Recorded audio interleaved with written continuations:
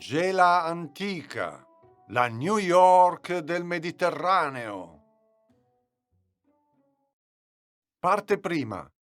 L'età della pietra. La Sicilia è sempre stata una terra rigogliosa e la grande pianura che si estende alle spalle di Gela, nell'entroterra, era coperta di boschi secolari e ricca d'acqua e di animali. Sembra incredibile, ma qui vivevano rinoceronti molto pelosi, pelosissimi, e i grandi ippopotami. C'erano persino gli elefanti, ma erano piccoli, più piccoli di un cavallo. Le ultime tracce degli elefanti in Sicilia risalgono a 500.000 anni fa, ma secondo alcuni ricercatori potrebbero aver vissuto in Sicilia ancora per millenni. È però improbabile che gli Homo sapiens li abbiano incontrati, perché arrivarono solo 50.000 anni fa o poco prima. Però potrebbero averli incontrati gli umani Neanderthal. Fino a pochi anni fa si pensava che i Neanderthal fossero un gruppo umano diverso da noi, ma si è scoperto che una piccola parte del nostro DNA è neandertaliano. Quindi possiamo dire che è possibile che alcuni nostri progenitori abbiano incontrato gli elefanti nani, visto che la presenza dei Neanderthal in Europa risale ad almeno 500.000 anni fa. La Sicilia era un territorio ideale per vivere e molti umani arrivarono qui dall'Africa via terra, un viaggio lunghissimo a piccole tappe che richiese millenni.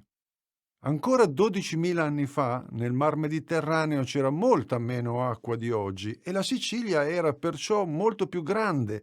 Era attaccata alla Calabria e molto vicino alla Tunisia. In queste grotte, scavate nella roccia 10.000 anni fa, all'età della pietra, vivevano i primi siciliani. Cacciavano soprattutto piccoli animali, raccoglievano frutti, radici, erbe e insetti. Pescavano lungo i fiumi e il mare. Erano ghiotti di lumache e di granchi.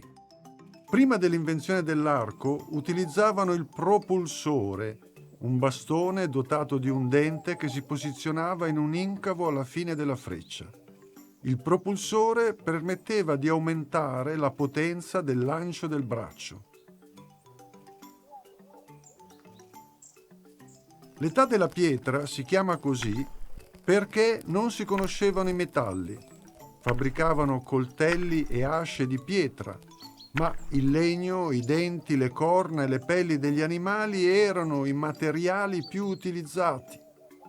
Ogni giorno impiegavano poche ore per procurarsi tutto quello che gli serviva. Sembra incredibile, ma a quei tempi lavoravano molto meno di noi.